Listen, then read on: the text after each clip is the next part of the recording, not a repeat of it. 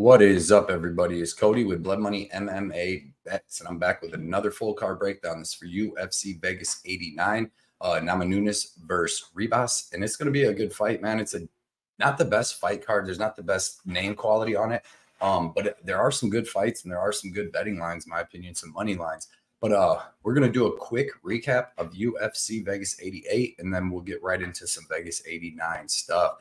Vegas 88, I went 2-2 and 1 on my bets for minus 1.9 units. It broke my 5-week winning streak. What broke the 5-week winning streak was Angelusa quitting, because if Brian Battle would have got the win for me like he was on his way to do, I would have won 0.6 units. Instead, that fight got canceled. I go 2-2 and 1 for minus 1.9 units. My two winning bets, I had Moises versus Ramirez under 2.5, and they was cutting it close. But got that win plus 2 units on that. Then I got Christian Rodriguez plus 3.1 units on that. And that was a good fight, man. I thought, it could have been a draw. I did think that Rodriguez scored more damage in the second round, and obviously the third round should have been a 10-8 all around. He got probably outstruck it by about 100 strikes. But, yeah, man, it was a really good fight between two good prospects. Then, like I said, the Brian Battle fight should have been a win. Angelus, I wasn't even messed up. He wasn't even squinting or nothing. He just goes, I can't see. No matter what, I can't see. I don't want to take that ass whooping. So he quit. Him, Aori Q Lang, Cody Brundage, even Aljamain Sterling against Jan. All them guys deserve, to be almost damn near cut, because you're like quitting to take the win. And I get it. You're going to get paid. You're going to get another fight and all that. But be Anthony Smith. Be Anthony Smith. He took an illegal knee against John Jones. Could have took the title. Could have made all this money. And instead, he just said, you know what? I'm not that hurt. I'm good. I'm going to fight, and let the cards fall where they may. And that's a man's man. That's a UFC fighter, not these dudes that just give up, man. But yeah, so that brings my 2024 record to 23-19 for minus 3.6 units. My overall record is 320 and 252 for plus 11,530. So I'm still winning. I'm mad I lost that streak. I'm gonna get back to the 10-week winning streak starting with this week right here for Vegas. For Vegas 89. I already have 5 bets, and I might have 7 bets for this card, but I already have all 5 bets, and they're placed on my Patreon. If you want to get my bets early, my layer cake parlay, my 10 best bets in order of confidence, a bunch of other stuff, man. Check out my Patreon. It's the links in the description. It's $10 a month. That's where you're going to beat all the line movement with me. We kill a ton of line movement. We beat the bets. We have a lot of fun in there. So check that out. Also, check out facemeatfist.com. It's in the description. That's where you're going to get the cool blood money gear like this, man. This is a dry fit, camo blood money shirt. You can find all kinds of different gear on there, coffee cups, tumblers, all different kinds of stuff. So if you want to support your boy Blood Money, check that out, facemeatfist.com. And then there's all kinds of other cool clothing there, so you can check it all out. Also, last thing, Underdog Fantasy. Check that out for me. The link's in the description. If you've never made an account, make an account, use my Blood Money link, or type in the word Blood Money, and you'll get 100% bonus up to $100 deposit bonus. And then you're going to get entered into my contest for over $700 worth of UFC cards. The first 50 people to get in by UFC 301 or 302, whenever it's filled, will have a chance to win about $700-800 worth of cards. And you can deposit $10, get a $10 bonus, and then so it's free. And then you get a entry into the contest, and you can keep your $10, got your $10 bonus, make some bets, win some money, and still get entered into the contest. You have to take a screenshot of the deposit, send it to me. It'll show up on my seller dashboard, and I'll put you in the contest. You're going to have to be on Twitter, because the contest will be on Twitter, and it's going to be like who lands the most significant strikes, or how many significant strikes are going to be landed. So it'll be a fun giveaway. But yeah, man. Also though, I want to give a shout out to my girl on Twitter, and that she always is always shouting everybody out and being cool as hell. This is Jenna Marie, bought one of the Blood Money MMA Bet sweatshirts and posted it on Twitter. I really appreciate her doing that, man, and shouting out and letting everybody see that it's out there. So I really appreciate that, Jenna.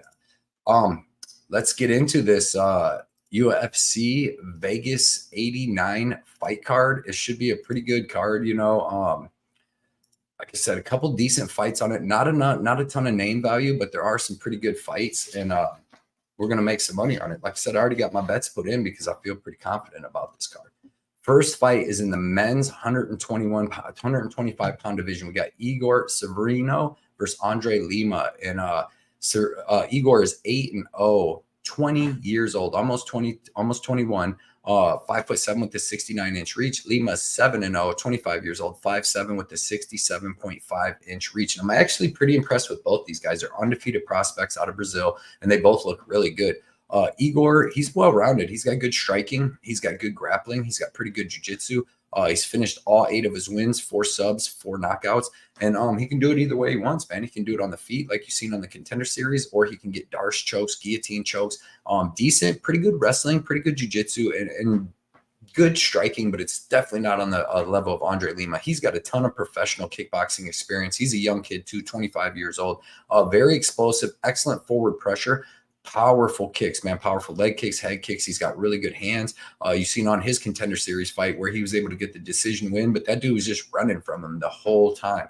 But yeah, man, he's powerful. And what I really like is he's very athletic, and he's very strong, and he's got good takedown defense and good hips. So that was the thing when I watched tape, that Igor was going to have the grappling advantage because, you know, Lima's basically a kickboxer, but nope, he actually has good takedown defense. He's very strong. He's got good cardio. Everything seems to check out. I'm going to take Lima. I don't have a bet on this fight, and I think it's going to be a really good fight. And I wouldn't be shocked if Igor can land the takedowns and get some control time. He can definitely win this fight. Next fight is in the women's bantamweight division. We got Montserrat Rendon versus Darya Zhelezynyakova. My pronunciation with that's terrible.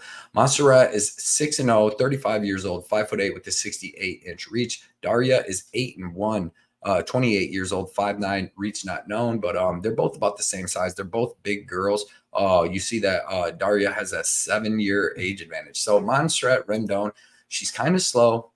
Because she's a big girl, she's got decent kickboxing, pretty decent boxing, okay clinch, okay wrestling, and pretty good jiu-jitsu. She's been in some jiu-jitsu competitions and stuff like that. But she's pretty slow, but she's durable. She's 6-0, gone to decision in all 6 of her wins, and 3 out of her last 4 are split decision. So she has 6 wins, 3 of them are split decision over lower level competition. Darya, this girl's a beast, man. Her kickboxing is phenomenal. She has 5 knockouts, 3 decisions. But her one loss was to Melissa Mullins, who's in the UFC. But, man, she was piecing her up on the feet and then got taken down. And it was a really premature stoppage. Like, there was 1 second left, and it wasn't no beating. She was just getting beat up because Melissa had her back. But she looked good. She hurt Melissa in that fight. She's finished her last, 2 out of 4 opponents. And she's got really good kickboxing. The only thing I don't really like about her is kind of suspect takedown defense, but I don't think that Montserrat has good enough takedown defense to take her down. Then when it stays standing, I got to favor Darya striking all a ton. So give me Darya. I'm going to say by decision, but you know me, I'm staying away from these girls' fights. Next fights in the men's featherweight division. We got Steve Nguyen versus Jarno Errens. Steve Nguyen is 9-1, 30 years old, 5'11" with the 73-inch reach. Jarno Errens is 13-5-1, 29 years old, 5'11" with the 73-inch reach. Steve Nguyen, I watched him. I'm impressed with his boxing. He's got pretty good boxing. He's got pretty good power in both hands. You see he's got 4 KOs, 3 submissions, 2 decisions. On the Contender Series, to be honest, I really wasn't impressed with that performance. Like, it was against AJ Cunningham, who I'm definitely not high on. And the first round was close, back and forth, man. And Cunningham was starting to take over a little bit with volume. And then Nguyen hit him with a big shot, hurt him with 5 seconds left in the first, then came out in the second, and Cunningham looked completely done. You know what I mean? In between rounds, didn't know where he was at. And then comes out and starts putting a pace on him and beating Nguyen up in that round again. And then Nguyen hits him and finishes him right at the end of the first round. But that wasn't really a good look to me. Then if you go watch his other fights, I'm just not impressed with it. You see him get knocked out on the Contender Series before by Elan Cruz. Then he comes back to the Contender Series and gets a decision win over a low-level guy that's not good at all, Theo Ranglang, and then gets that win over Cunningham. He had 3 shots on the Contender Series, and to me, didn't look great in any of them. Jarno Errens, this kid's actually good, man. He's a European fighter. He's got really good kickboxing. He's got powerful leg kicks. He's got powerful head kicks. He's got KO power in both hands. He's had a tough run in the UFC. He's 0-2 in the UFC, but you see he's fighting William Gomez and Sung Woo Choi, who are 2 pretty high-level fighters in the UFC. Like, both of them dudes are big dudes, and they're good at what they do, and they got really good experience. He has some decent wins in the European regional scene. Max Koga, I'm not even saying it. The dude's good. Ozzy Dream. But he's got some good fights in the outside the UFC, and I like his versatility here. He's got really good boxing himself. He's got KO power. He hurt Sung Woo Choi with this uppercut that almost put him out in the second round of that fight. It was crazy. And then he almost submitted William Gomez. I think he's the way more dangerous fighter here. I think he can deal with Nguyen's boxing, and I think he's going to be able to land the better kicks, leg kicks. He's a judo black belt, and he's got good submissions. So I just think he's the better fighter than Steve Nguyen. I'm taking Jarno Errens to get this fight done. Next fights in the men's heavyweight division, we got Mohammed Usman versus Mick Parkin. Mohammed Usman is 10-2, currently sitting at plus 125, 34 years old, 6'2" with the 79-inch reach. Mick Parkin's 8-0, currently sitting at minus 150, 28 years old, 6'4" with the 79-inch reach. So you see 6 years, Mick Parkin's 6 years younger, 2 inches of height. Mohammed Usman, man, he's got decent striking. He's got an okay jab. He's got okay power in his right hand. He's got pretty good takedowns, just more muscle. He'll just like he did with Jake in the third round with Jake Collier, where he just kind of picks him up and slams him. You know, he's a strong dude. He usually comes in about 238 pounds. So he's kind of a smaller heavyweight, but you can tell he's tough. He's got strength, and he's got pretty good cardio for being such a muscular dude. He's got pretty good power. You've seen him knock out Zach Poga. Was able to out-wrestle Junior Tafa for 3 rounds and looked decent in that fight. But the Collier fight, man, he did not look that good in. Like, he got beat up in the first round. The second round was really, really close. But Collier, you know, he slowed down like he always does. And then the third round, he was able to land a takedown. And Collier was completely gassed, couldn't even get up. But Mick Parkin, man, I'm actually high on Mick Parkin. I think this kid is a young, up-and-coming star, undefeated, trains with Tom Aspinall. Has excellent boxing where he stands straight up. You've seen against Jamal Pogue, stands straight up, able to just counter everything, land with some power. The thing that I like is he's got really good wrestling himself. He used it against Kyle Machado. And he's well-rounded. He's tough. He's durable. He's got good cardio.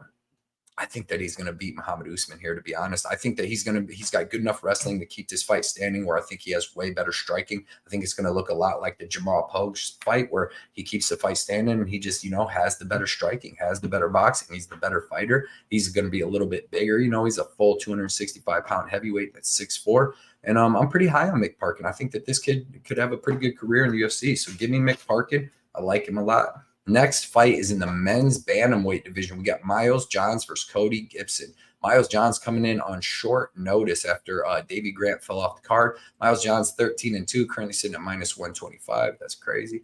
29 years old, 5'7" with the 66-inch reach. Cody Gibson's 19-9, currently sitting at plus 105. 36 years old, 5'10" with the 71-inch reach. So you see Cody Gibson's going to have 3 inches of height and 5 inches of reach. Miles Johns is coming off a win where I actually bet him against Dan Argueta, and he came in and he got the win. He looked pretty good because I knew he's going to have better striking than Argueta, and he could keep the fight standing, which he did for the most part. But he was on some drugs, man, that gave him that cardio. You know, he did take that fight on short notice, so he got suspended. Took his 6 months off. Now he's coming back exactly 6 months. If you see that, it's exactly 6 months from his suspension, and he's going to be coming back against Cody Gibson. Miles Johns has pretty good striking. He has pretty good wrestling. He has okay jiu-jitsu.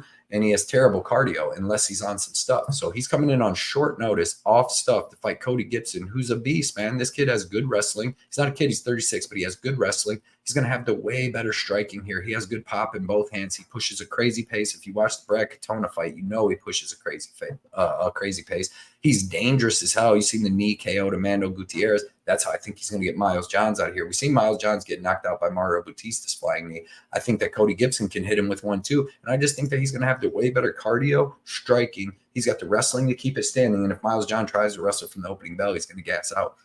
This is Cody Gibson all day. Cody Gibson should be minus 170 here. I already bet him at plus 100, and I love Cody Gibson here. Size, cardio, power, striking, everything. Everything to me and full camp is on Cody Gibson's side. Let me get Cody Gibson. Next fight is in the men's featherweight division. We have Ricardo Ramos versus Julian Erosa. Ricardo Ramos, 16-5, currently sitting at minus 175. 28 years old, 5'9" with the 72-inch reach. Julian Erosa is 28-11. Currently sitting at plus 150, 34 years old, 6'1" with the 74-inch reach. So you see Erosa is going to be 4 inches taller, 2.5 inches of reach. Ricardo Ramos is a very well-rounded fighter. He's got pretty good wrestling. He's got really, really good jiu-jitsu, and he's got good striking. He's got good leg kicks, good head kicks. He's got really good spinning elbows. You've seen him take out Danny Chavez with that. You've seen him take out Aman Zahabi with that. And he's pretty good. He's got decent cardio. He kind of looks tired, but he fights through it. You've seen he got the win over Bill Algeo. I don't know if he actually should have got the win, but he did show good grappling, striking for 3 whole rounds, and that's a tough win. Julian Erosa, man, this dude's very well-rounded too. He's huge for the weight class. He's got serious power in both hands. He's got really good opportunistic jiu-jitsu. You've seen him choke out Sean Woodson. You've seen him choke out Charles Jourdain, beat Hakeem Adawadu. But his big thing, man, is his chin. He's got 7 knockout losses, and he's got 2 in a row in his last 2 fights. And in his last 3 knockout losses, they're all in the first round because he just gets hit and he gets put out, man. And that's just what it is. And his chin's not going to be getting any better. Julian Erosa, to me, is going to be the bigger and better fighter here, but Ricardo Ramos is explosive, dangerous on the feet. I don't know if he's going to be able to get too much wrestling, grappling going because Erosa is good there, but I do think eventually at some point you cannot trust Julian Erosa's chin at this point. Trust me, I was on him not last fight, but the fight before against Padilla. Paid the price, man, and I'm just done. You know, I'm just done with it. So give me Ricardo Ramos. I say at some point he lands some type of shot. I just wouldn't trust either of these guys. They're not very trustworthy fighters. Next fights in the men's lightweight division, we got Trey Ogden versus Kurt Holobaugh. Trey Ogden 16-6, currently sitting at -150, 34 years old, 5'11" with a 72-inch reach. Kurt Holobaugh is 20-7, currently sitting at +125, 37 years old, 5'11" with a 73-inch reach. So you see they're about the same age. Holobaugh's about 3 years older, and then Holobaugh has 1 inch reach. Everything else is even. Trey Ogden, very well-rounded fighter. He's a very cerebral fighter with good fight IQ. He's a coach. He can use that jab and that leg kick, man, is what he does, and he usually can pick people apart with that. If he needs to, he can mix in the grappling, but he's pretty low output. He'll control the tempo of the fight, and he's got pretty good grappling, pretty good takedowns, and he's just got really good fight IQ, but he's boring. He's a low-output fighter. He fights very close with people. He was beating up Nicholas Mata last time before he's about to finish him, but Nicholas Mata does not look that good. But Kurt Holobaugh, man, I actually love his fighting style. This dude's a dog. He's going to be throwing big shots on the feet the whole time. You don't care if Ogden hits him back. And Ogden ain't knocking nobody out. He's never had a knockout. He's only got submissions. Kurt Holobaugh is going to be throwing heat on the feet. He hits way harder than Ogden on the ground. He can be taken down. He's got okay offensive wrestling, but his jiu-jitsu is really good. You've seen him sub a couple people on the Ultimate Fighter, and then he was able to get what is that dude's name? Austin Hubbard out there with a choke last time for the Ultimate Fighter finale. This is going to be a really good fight, man. It's going to be a good fight between 2 tough dudes, but I'm taking Kurt Holobaugh because he throws out way more volume. He hits way harder, and he's way more dangerous on the feet and on the ground. So give me the underdog, Kurt Holobaugh. Next fight's in the men's featherweight division. We got Luis Pajuelo versus Fernando Padilla. Luis is 8-1, currently sitting at +145, 29 years old, 5'10" with a 69.5-inch reach. Padilla is 15-5, 27 years old, currently sitting at -170, 6'1" with a 76-inch reach. So you see Padilla is going to be 3 inches taller with 6.5 inches of reach. Luis Padilla, man, this dude is a junkyard dog. He's not the most technical fighter, but he is a brawler. He's got KO power in both hands. He likes to get fights into dog fights. Decent powerful leg kick. Okay offensive and defensive wrestling. It's really not his thing, but he's just a brawler with really good power in both hands, and he gets stuff into a dog fight, man. And he tends to break people, but he's fought a lot of low-level people. He's coming in against Fernando Padilla, who's going to be bigger, stronger, and going to have to way more technical striking. Like, he uses way more front kicks, push kicks, head kicks, leg kicks, and then he's got excellent boxing too to deal with Luis. So neither one of these guys is really going to grapple, in my opinion. I just think that this is going to be a striking match, and I think Fernando's a way better striker. What I like about him is Luis is a junkyard dog and is going to be throwing heat and doing all that stuff. It's the fact that he's not technical. Padilla is going to be hitting him, piecing him up, and then Padilla's never been finished. The guy's got 5 losses. He's never been finished, so he's durable. He's going to be able to take what Luis has, and then he's going to put his own stuff on him. I don't think he finishes him. I think it's a dog fight that goes 3 rounds, but give me Padilla in that fight. Next fights in the men's bantamweight division, we got Payton Talbott versus Cameron Saaiman, and this is going to be a crazy fight. Payton Talbott is 7-0, currently sitting at -140, 5'10" with a 70-inch reach. Cameron Saaiman is 9-1, currently sitting at +120, 23 years old, 5'8" with a 67-inch reach. So you see Talbott's going to be 2 inches taller with 3 inches of reach. And Talbott, man, this kid is a Terminator striker. He's constantly coming forward in your face, throwing tons of volume with both hands, both feet. Straight punches, kicks with both legs to the body, to the head, just constantly just trying to walk you down. He's so hittable. He gets hit so hard all the time, but he just eats it and keeps walking forward and putting that pace and pressure on guys and kind of breaks guys down. He's got bad takedown defense. He's got pretty good jiu-jitsu where you don't get sub, but he can be taken down, controlled, and then when them guys get up and gas out, he finishes them. But I like this kid. He's a really good prospect, really durable, really explosive. and just fun. Like I said, a Terminator, the way he walks forward, takes your shots to give you his shots to try to break you. And that's what he usually does. Cameron Saaiman, though, man, this kid ain't going to get broke. He's got smooth switch stance striking. He's got good kicks with both legs, good punches with both hands. He's got good offensive wrestling, okay defensive wrestling, and pretty good jiu-jitsu and ground and pound. And he's got phenomenal cardio and toughness. He's just a really well-rounded prospect, 23 years old versus 25 years old. This is going to be a great fight, man. And it's hard to say who's going to win, but I'm going to take Cameron Saaiman in this one as the underdog because I believe that he can take the pace and pressure of Talbott. He can hit him back with good shots. He can mix in a lot of kicks too. And then I think that the grappling upside goes to him, even though I don't know if he gets a lot of takedowns and control time. I just think that he may get a takedown or two and some control time and then land some big shots because Payton Talbott's so easy to hit. And like I said, Talbott relies on kind of breaking people with this pace and pressure. And I don't think he's going to be able to break Saaiman. Saaiman's going to have good cardio. Give me Saaiman, but man, that's a tough fight to call. Next fight is in the men's middleweight division. We got Edmund Shabazian versus AJ Dobson.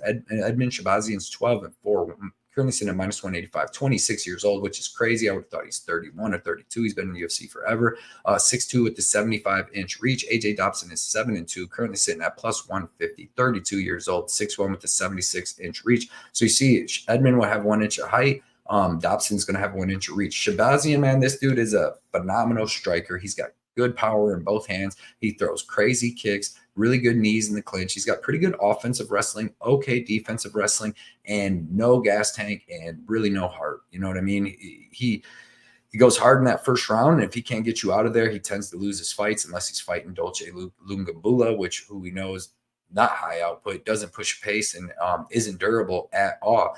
AJ Dobson, this kid is a smooth striker. He's so fast. He's got some of the best striking defense you're ever going to see. Like, he just moves his head so fast, gets out of the way of these punches, and really wears on guys. You know, he took that loss against Malkoun, who just out-grappled him, but he does that. And then he took the loss against who was Armin Petrosian, who's a world-class kickboxer. So he's had some tough fights in his career, but he's had some good wins. The last one against Tefan and Shokwu. But he's fast. He's got good boxing. He's got good kicks. He throws kicks with his lead leg and his back leg. I like that. Throws a ton of volume in the leg kicks. He's got fast hands, good striking defense, and good offensive and defensive wrestling, man. I'm favoring AJ Dobson here. I think that the first round is going to be close, but I don't think Edmund's that much better of a striker, and I think he's going to be missing most of the shots. I don't think he finishes AJ Dobson. And I think when they come out in the second round, AJ Dobson starts taking over. I don't think Dobson finishes Shabazian because usually the guys that finish Shabazian are taking him to the ground and beating him up. But he even looked like he slowed down a little bit against Lungambula in that second round. I don't think AJ Dobson's slowing down. And I think AJ Dobson wins that second and third round and maybe even gets him out of there in the third because Edmund usually tries to find a way out.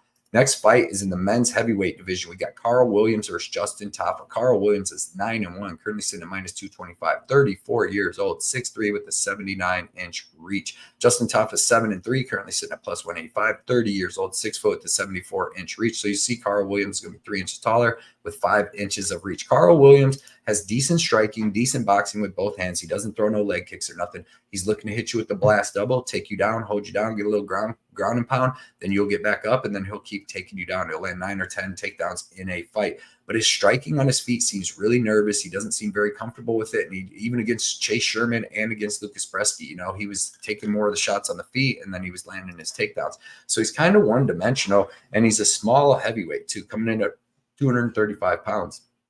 239 pounds most time. Justin Tafa, this dude is a Samoan freaking Australian dude that just looks to knock your head off with that left hand. He's a southpaw with crazy KO power. KO'd Austin Lane, Parker Porter, Harry Hunsucker. But you know, had them bad fights with Carlos Felipe and Jared Vandera. And if you'll notice, what the thing is they got out of the first round with him and they were able to beat him. If you see Harry Hunsucker, all these first rounds, he's finished every single one of his wins in the first round except his first and his third. And he finished them early in the second. So you see, if he gets out of the first round, man, he usually loses. I don't know. This fight's tough as hell to call. If you're betting this fight, man, you're just betting Tafa by KO. So just bet him by first round KO, or you're going to bet Carl Williams by decision. But the big thing that stands out to me why I'm going to take Carl Williams by decision, because we've never seen Justin Tafa's takedown defense. And if it's not that good and Carl Williams starts landing takedowns in the first round and Justin Tafa is already gassed by the end of the first, it's going to be over. Plus, Justin Tafa had to pull out of a fight just a couple of weeks ago, maybe a month ago, because he was hurt or something happened the day of the fight. So, hurt his knee. So I'm going to take Carl Williams in that, but no bet. Main event, man, we got Amanda Ribas versus Rose Namajunas at flyweight, which makes no sense because both these girls are really just, they're flyweights. This is that, I'm sorry, they're really straw weights. But Amanda Ribas, 12-4, currently sitting at plus 150, 30 years old, 5'3" with the 66-inch reach. Rose Namajunas is 11-6, 31 years old, 5'5" with the 65-inch reach. So you see, Rose is 2 inches taller. Amanda's got 1 inch of reach. Ribas is a very well-rounded fighter. She's got good striking. She's got really good boxing with some decent pop and power. You've seen against Viviana Ruggiero. She has good wrestling and really good BJJ. And she's just a well-rounded fighter. Her only problem is that her chin, man. She's been TKO'd 3 times in her career. She doesn't wear damage well. She doesn't take damage well. And she goes pretty hard in that first and second round. And if she can get bullied, she'll get bullied. You seen Macy, or you seen what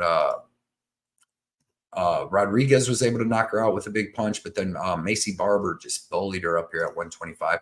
Rose Namajunas, former champ, super well-rounded girl, excellent striking with serious power in her hands and her feet. You see her knock out Joanna Jędrzejczyk with her hands. You've seen her knock out Weili Zhang with her kicks. Just a super dangerous girl. Striking, she's got good wrestling. You've seen her out wrestle Weili Zhang in the second fight. She had a lot of takedowns. And then you've seen her with good jiu-jitsu, man. She's got some submissions in her career. She's a very mean girl. She's very good cardio, and she's very, very durable. She's super tough. I got to go with that. I'm going with Rose Namajunas. I think both these girls are very well-rounded, but I think Rose is just a little meaner, a little tougher, and hits a lot harder. So I got Rose Namajunas inside the distance. This 5-round fight, I got Rose inside the distance. I think she's a lock. I haven't been betting females, but if I did, I would put a lot of money on Rose Namajunas here. I don't see how she loses this fight, to be honest, unless like she would get like club and subbed or something like that. So give me Rose Namajunas, and I feel pretty comfortable about it. I think it's going to be a really good fight, though. For as long as it lasts. So I really appreciate everybody checking this out. I had to do kind of quick one. I got to go to work right now. Been a little bit behind, but like I said, we're going to kill this card. We're going to hit good money. So good luck, everybody. I'll see you guys Tuesday night for Defend Your Units on this channel, on my channel. And you guys have a good one.